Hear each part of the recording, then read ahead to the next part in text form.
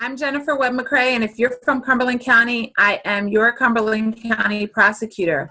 We're here for another episode of Coping with COVID.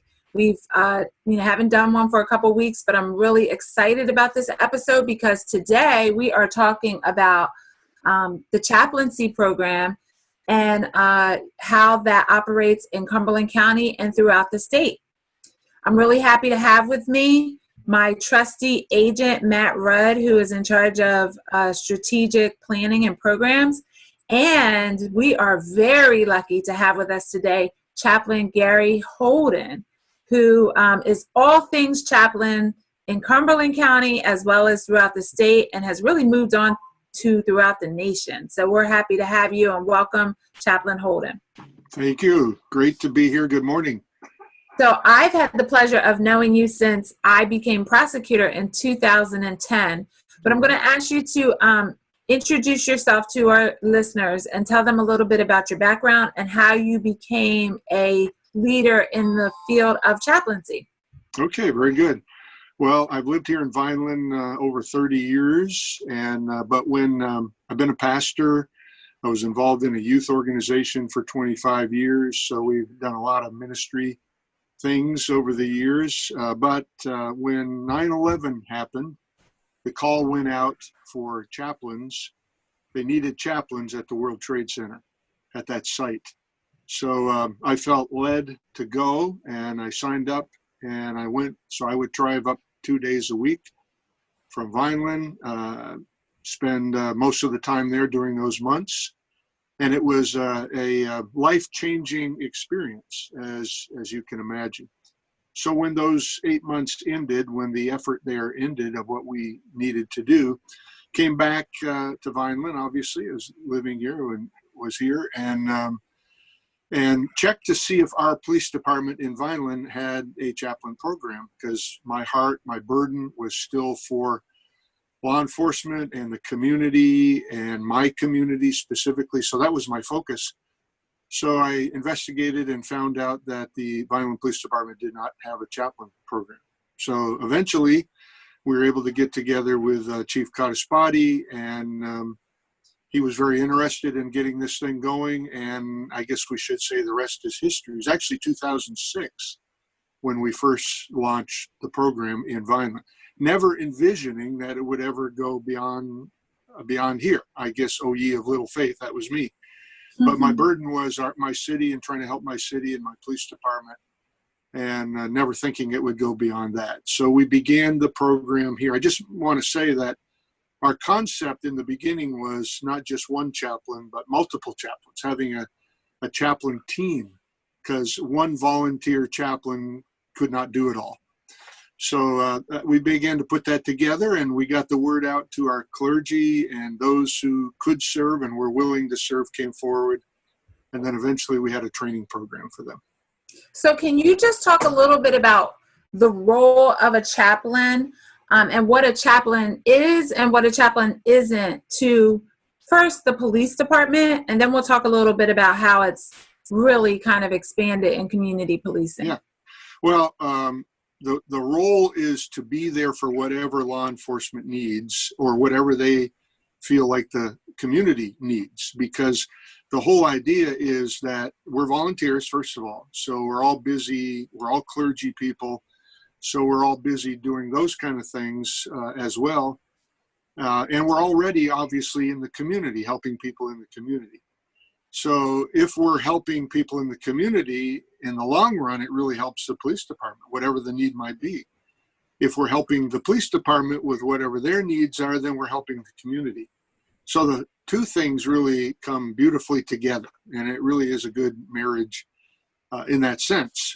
So we train our chaplains to do whatever. We want to do ride-alongs. That's how we get to know the officers and be able to understand where they're coming from and be able to help them and their families where that need arises. And then whatever the call might be, anything from death notification. The hardest thing in all the world you'd ever have to do is to knock on somebody's door and tell them that their loved one has died or been killed, and that's the hardest thing in all the world. And the officers always had to do it. So what we do is a chaplain and an officer goes together to that home or wherever it might be that we need to go. And then the idea is that after a while, the officer answers any questions, deals with that, whatever the officer needs to deal with, and they can leave, and then the chaplain can be there with that family to give support to that family until their support structure comes. Usually it's a couple hours. I've spent as long as 7 or 8 hours with the family until I felt like they needed that support structure. So we're there for them. So that's just one thing, but anything from domestic calls to the youth program with when young people get arrested, what we call station house adjustment, where we have a program for them so they don't have to go into the juvenile justice system. Sometimes it's just a simple call where a family has a problem with their teenager. It's not where they're being arrested or anything like that. It's just a problem. And they don't know what to do. So last resort, they call the police station. And when we have chaplains, oftentimes the officer will say, well, we have chaplains. Would you like to talk to one of our chaplains? So then we can go and try to help that family. So it's a family thing. We're on call 24/7. Right. So let's talk a little bit about, and I want to get back to our station house adjustment. I want to get back to how you've helped with diversion of youth so they're not in our systems. But let's talk about the training. What does a chaplain, because I think that's an important piece that people don't understand. And, oftentimes when I talk about how important chaplains have been in our community, sometimes the skeptics will say, well, I'm not a person of faith per se. So if you talk a little bit about the training and then a little bit about the mission not being about proselytizing, being about being, a person of faith who offers a calming experience. So first, let's talk about the training. Yeah, so the training, we realized after a while, we need to be trained. Clergy are trained to be clergy. They're not necessarily trained to be police chaplains, which is another whole entity, another whole avenue. So we designed a chaplain training program. At first, it was like 2 or 3 hours. And then we realized there's a whole lot more subjects we need to cover. We can't do it in 2 or 3 hours. So that's where we designed a 2-day training. It's like an 8:30 to 4:30 training. And we cover 10 different what we call core courses. And again, anything from how to do a death notification. And that's very important that we know how to do that and do it properly, from ethics to confidentiality to stress management to what is a chaplain program, how to start a chaplain program. We talk about unity in the midst of diversity, because we're all different religions, we're all different cultures, and how we come together to work together to help the community. So all that is included in our 2-day chaplain training. And that's been well received all over the country. We're in demand with that training all over the country right now. And when clergy come and law enforcement, we encourage law enforcement, especially those that are going to be working directly with the chaplains, to come and take the training as well. They love it. They really do. And they leave with a new enthusiasm for what they feel they may be called to do. In regard to it being religious, it really isn't religious, even though we're all different religions. We're more than anything else crisis interveners. We deal with people in crisis.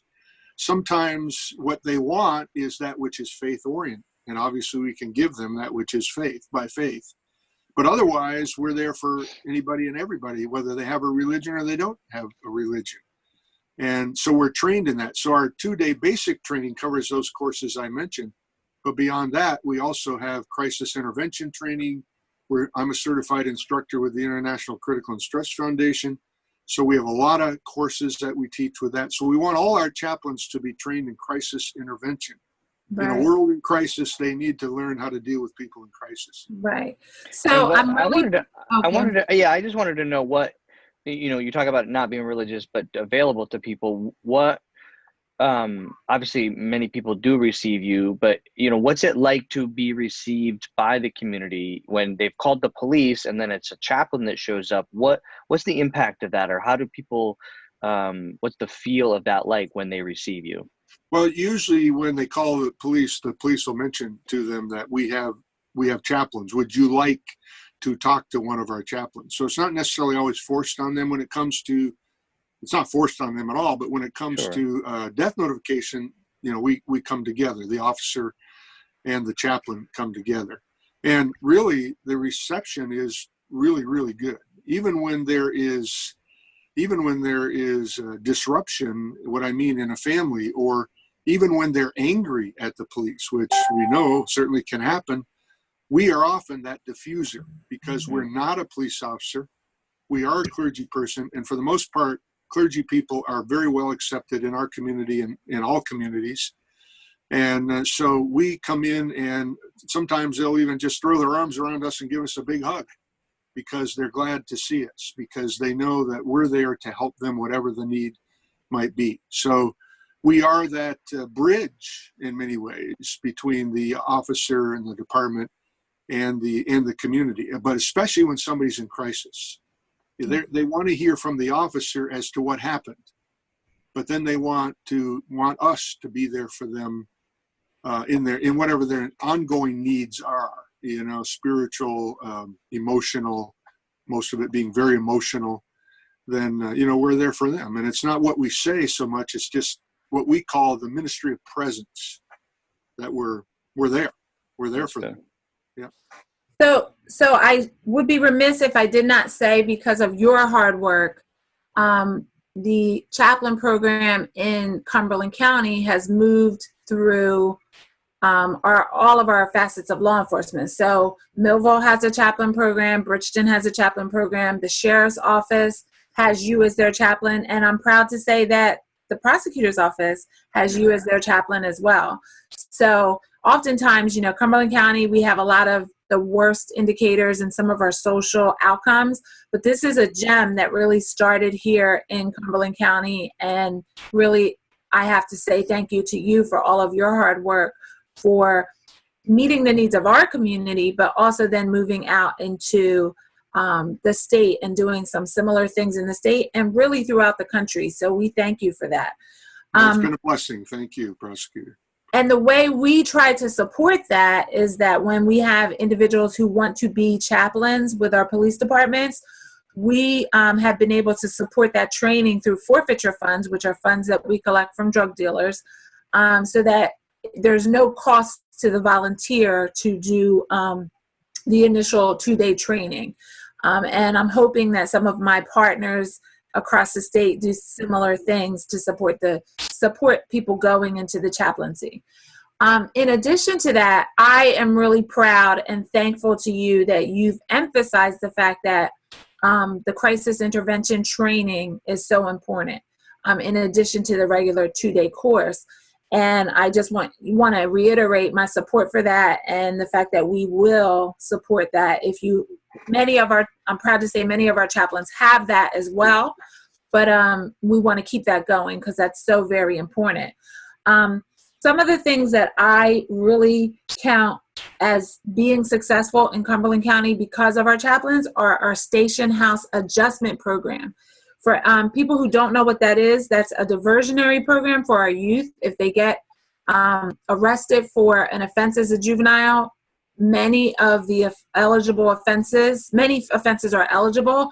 And it's a program where, if successful, the charge goes away and the youth don't get pushed into our juvenile justice system. And in Cumberland County, since we started that with the help of our Policy Prevention Board, we have been able to increase our station house adjustments by over 400%, 4 times the amount that we used to do in Cumberland County. And that would not be possible without our chaplains. And if you could talk a little bit about how the chaplains work with station house adjustments, I think that's really important, because we're causing youth not to come into our system. Yeah. Well, it's one of the first things we instituted in Vineland when we started the chaplain program. And so when that young person is arrested, it's a first offense, non-felony. It can be shoplifting, underage drinking, getting in a fight, whatever it might be. But they are arrested. They are brought down to the station. Their parents, their family is called in. And what we do then, we also call in the chaplain. So the department will call the chaplain on the phone and ask the chaplain to come down. And again, we have multiple chaplains. So usually the there's an on-call chaplain on the list for that day, and they will come. And they will meet with the family, and they'll meet with the young person, and we ask them a few questions. We get to know them a little bit during that time. We'll ask them what they did and why they think they did what they did in the offense, and then we explain to them the program and that we have this for them so they don't have to go before a judge, they don't have to go into the system, but we're going to ask them to do something. And we call it community service, but in reality, it's getting involved in somebody else's life to help them. And so we work with Boys and Girls Clubs and soup kitchens and Big Brothers and Big Sisters and other agencies where they would do what we call their community service. They only have to do, for the most part, 4 hours total, but they're going to go to that agency. They're going to then be exposed to that agency like Boys and Girls Clubs, so they're going to learn about that organization as well. And our goal is that, well, maybe after those 4 hours is up, they'll want to come back and be involved again, and that will continue to help them. But they complete their 4 hours. Now, what we want them to do is something specifically to help somebody else, not just sweeping a floor, but maybe helping a younger child with their homework or serving a meal to the homeless people, something specifically that they're doing to help somebody else. And we all know that we get personal satisfaction out of helping somebody else. A lot of times our youth have not experienced that. And so we want them to experience that. I remember one of the first ones that I was able to do was a soup kitchen. And I asked the young boy, he was 15, 16 years old. He didn't really want to do that. He was real kind of reluctant to do that for whatever reason. And, but we felt that that would be good for him to do that. So he was scheduled to go, and when I met him at the community service, at the soup kitchen, he was still a bit reluctant, but he went in.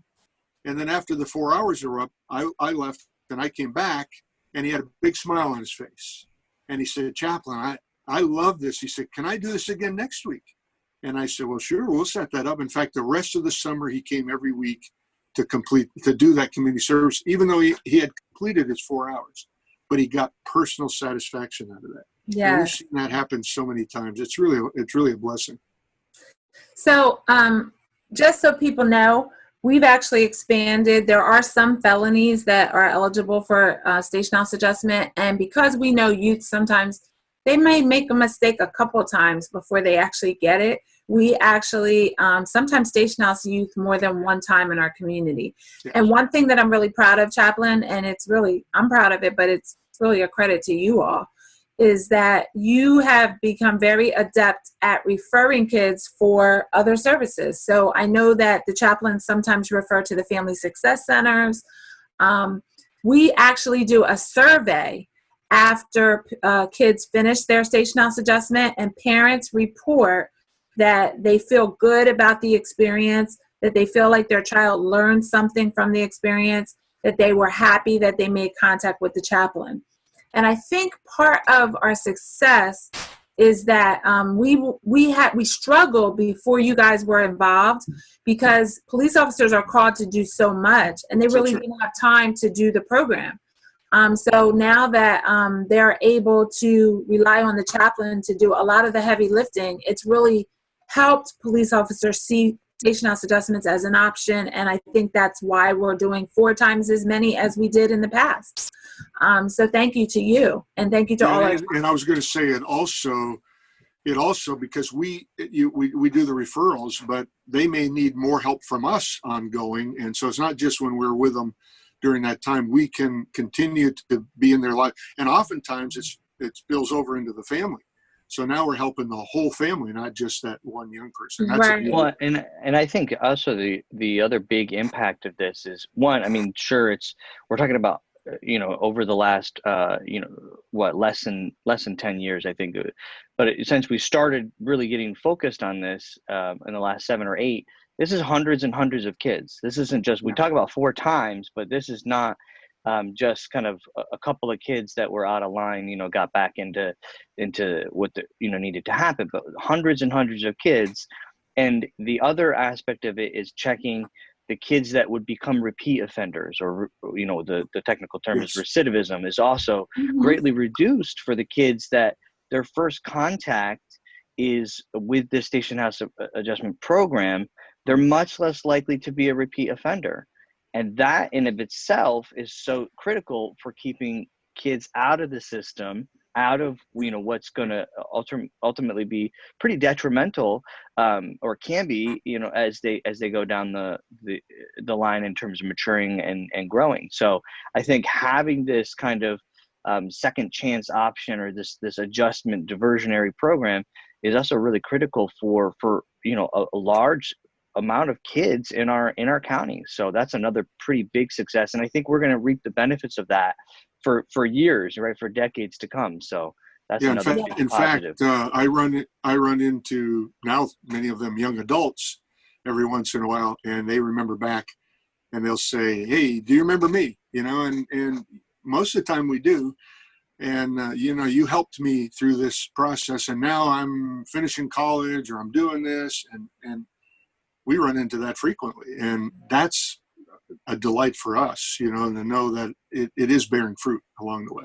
Yeah. And I'm not sure if it's like, you would know better than I, but it feels like here organically everything is intertwined, because you're such a big part of our community, and you're part of our policy prevention board, and a lot of the chaplains are. There's a connection with PAL. And a lot of the kids get referred to PAL if they want to do sports. And now we're doing life skills as well. So it kind of is all intertwined with each other. And why I think you're so successful is that you do, a lot of times our young people and our families that are struggling, there are resources in our community. They just don't know how to tap into them.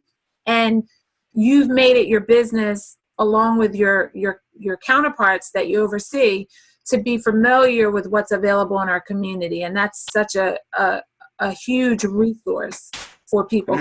As we do our training around the country, around the state, we emphasize that heavily, that there are lots of agencies out there. You just may not know about them. And we all need to partner together and work together.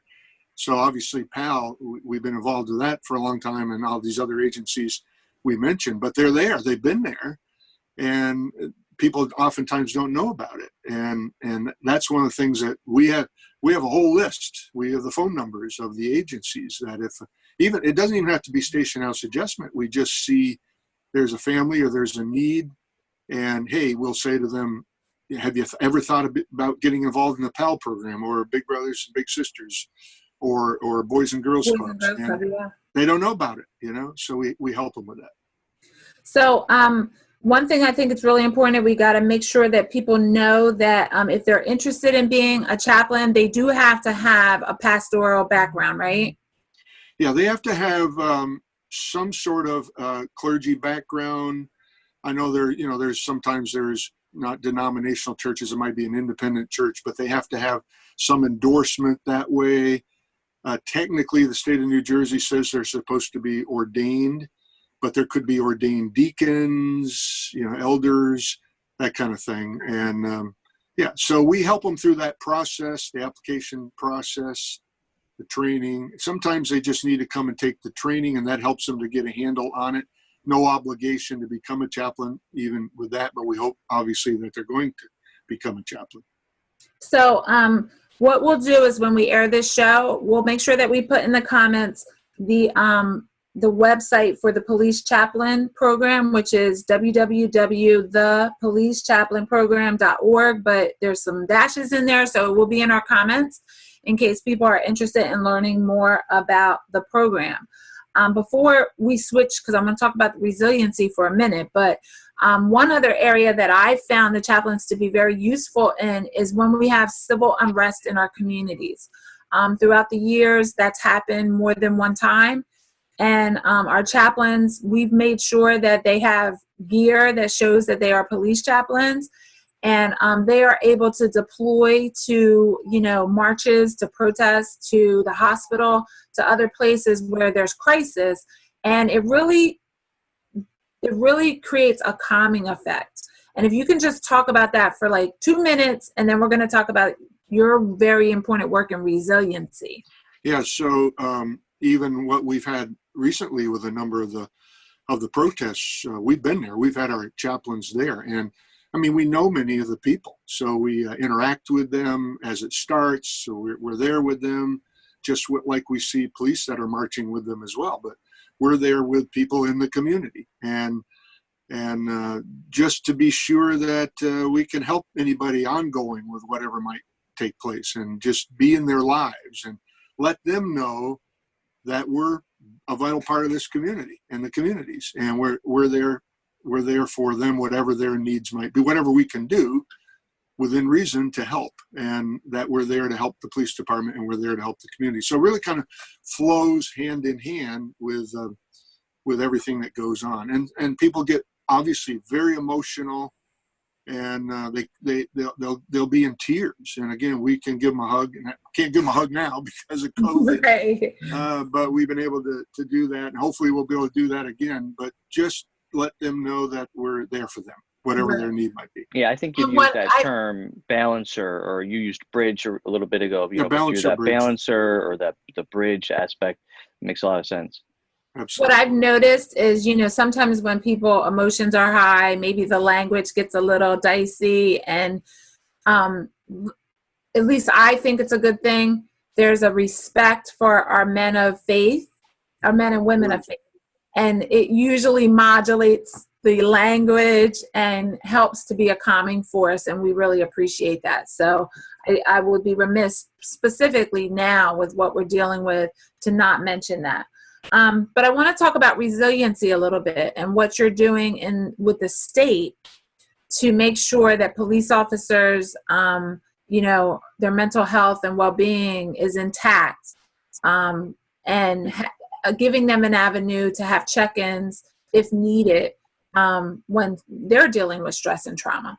Right. So about 2.5 years ago now, we thought about doing something like this. I was working with a couple police departments, and they said, we understand there's a resilience program out there that was used in the military, because 22 of our service people are taking their own lives every day.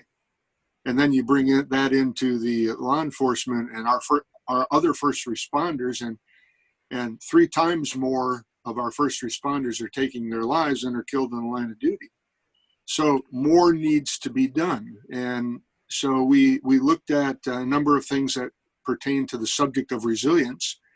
And we had meetings almost every month for 2.5 years, putting together a program that we could utilize with first of all, with our law enforcement, and then eventually with other first responders.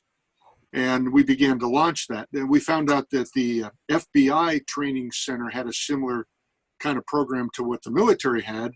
So we brought different people in to consult with us on the direction to go. And then we developed the program. And we launched it last fall with law enforcement and chaplains at a large meeting we had in Trenton. And then last March, just before the virus really took off, we had a training for 150 officers from every county in the state of New Jersey that would become master resilience trainers, or what we call MRTs, that would go back to their police department and train all their officers.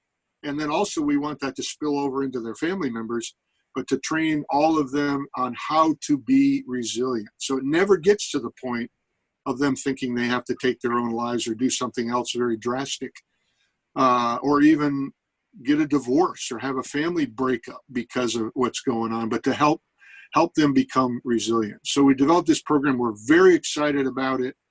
The virus hit, and we're still trying to do some things online with it, but we're getting it going. And but we have those key officers that have been trained in each county, and then we're going to be training all our chaplains statewide in the resilience program as well. And then there's law enforcement from around the country that know what we're doing here in New Jersey with the resilience program, and they've sent people to some of our trainings. And so there is a real ripple effect to this. And we believe in the next few months and years, it's going to make an incredible impact to change police departments. We talk about change. This is a good way to do it. And because it helps to change the life of the officer and what they're going through personally and family-wise. And we really believe it's going to be a huge thing. Yes. And what's the chaplain's role in resiliency? So a chaplain can be a master resilience trainer, but as there is that officer or multiple officers in each department that is there for the officers to be alert to officers when they're going through it, when they've had a bad call, not just to tell them, oh, suck it up, go back to work, but help them through that process. So the officer that's trained is there to do that, but the chaplains are going to be trained to do that as well. So whereas they may want to talk to a chaplain versus somebody else. Not only that, but they can go outside their department. If they don't want to talk to somebody in their department, they can go to another department where there are chaplains or master resilience trainers that have been trained to help them as well. It's a counseling thing. I think it's huge, Chaplain, because we know that that's a stigma in law enforcement. Oftentimes, when what prevents a law enforcement officer from reaching out for help is that there's a concern that if he or she expresses that they're struggling, that it becomes a fitness for duty type of issue. And what we're really talking about is dealing with these issues before we ever get to that. Absolutely. Absolutely. And it's implemented statewide. Every law enforcement agency in the state will be utilizing it. Some tremendous people involved with this. And it's really going to take, it's already starting to take off, but yes, when we get through this virus, then we'll get it to another level. But I think the fact that there are chaplains that they can go to, or that they can go outside of their department to express a need for help is huge, because that gives them that little, little assurance that, they can go safely and not be concerned about it becoming a discipline or a fitness for duty or that type of issue. And that's huge. So and they have the police chaplain program phone number, and they can call. That goes to me, and they can call me if they need to talk or they want to talk to somebody else, and they can talk with us, or we can tell them to like cop to cop. Yeah, this is for chaplains, but okay. And the chaplains are working with cop to cop as well. So we're all working together. So again, we talk about partnerships. That's the beauty of this thing. We're all working together and rowing in the same direction. It'll make an impact. Yep. Rowing in the same direction. That's really important. So as we wrap up, why don't you say something to somebody out there who's thinking of or considering being a chaplain? Like, what's the next step? What should they do first if they're interested? Okay, so every police and every police department has a process, an application process. So they have their own application.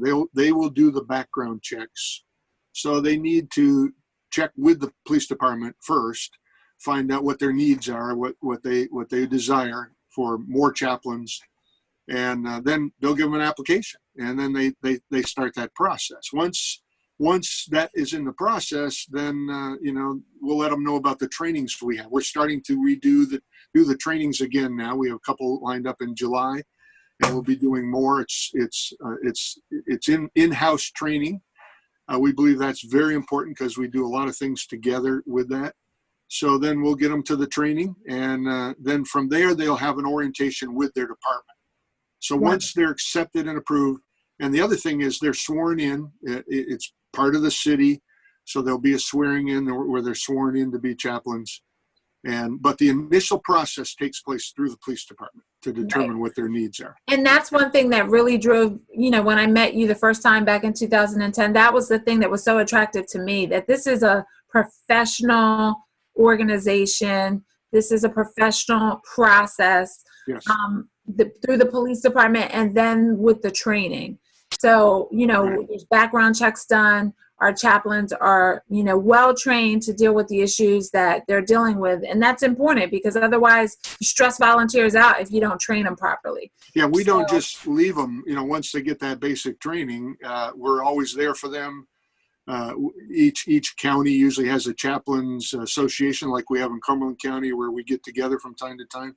But we have ongoing training. We have an advanced one-day class we do where they come different locations in the state, and they come and get more training. So training is critical, and they realize it, and they love it. They want to get that training. It's beyond what they've already received in other areas. I also think too that poises them, like that bridge or balancer aspect is so critical, and even when the prosecutor has had a concern gathering the chaplains together. We've even done some recently over Zoom of pulling people together, the chaplains together, to say, so we have this issue. How can we work together to solve it? Right. That's it. And it's fun to see that. See, not only are we working with one in our city, might be Vineland, Millville, Bridgeton, but we're all working together too. Right. So I think what it does for me, Chaplain, is it makes me know that I'm not alone. Yeah. And that, there's support out there. And there's times when I call out to you because I need support. And we're all, the theme, rowing in the same direction. And we're all pitching in to make sure that our community is safe and secure and mentally healthy, right? Yeah. That's a huge part of being safe and secure. It's not just the doors are locked and we feel safe in our homes. It's knowing that that there are avenues to resources out there, and there's actual people that can help us get to them. And not only that, I don't want to minimize this at all, but we pray. And, yes. The chaplains pray, and people will call us and say, people in the community will say, I'm in trouble. I got this issue going on. Can you pray for me? Right. And so that's going up too. So it all fits together. Yes. So, thank you so much for taking the time to talk with us. I want to encourage, if there's anyone, any clergy, people of faith in our community that want to volunteer, we will put the information about the police training program, the chaplain training program, in our comments. But the first step, as Chaplain Holden has said, is reaching out to your police department to find out if they're in need of chaplains. And what the process is for your local police department. Let me say too, each department has a officer liaison that works directly with the chaplains, and each police department also has a lead chaplain or a senior chaplain. Yes. So you can talk with them as well. Yes. So anyone interested in that, please reach out. And I want to thank you. I just want to publicly thank you for everything that you've done for my city, because I'm from Vineland, but for our county. It's been a pleasure working with you for the last 10 years. And thank you for what you're doing throughout our state and our nation, because this is a really important piece of what is really being highlighted now. Part of the solution to making sure that there are bridges between our communities and policing, and the chaplains are an important part of that. So thank you. I think we're needed now more than ever. Yes, and we can be a huge help with all of this. But thank you. I truly enjoy working with you, and we're going to continue to do bigger and better things. Absolutely. So thank you very much for tuning in today. If you have any topics that you think would be good for our Coping with COVID series, please feel free to comment. We do read the comments. And we just want you to know that you're not alone during this crisis. There are resources out there. We've tried to put many of them in the front, on the front line, so you would know where they were. But if you have other suggestions, please reach out to us. Thank you.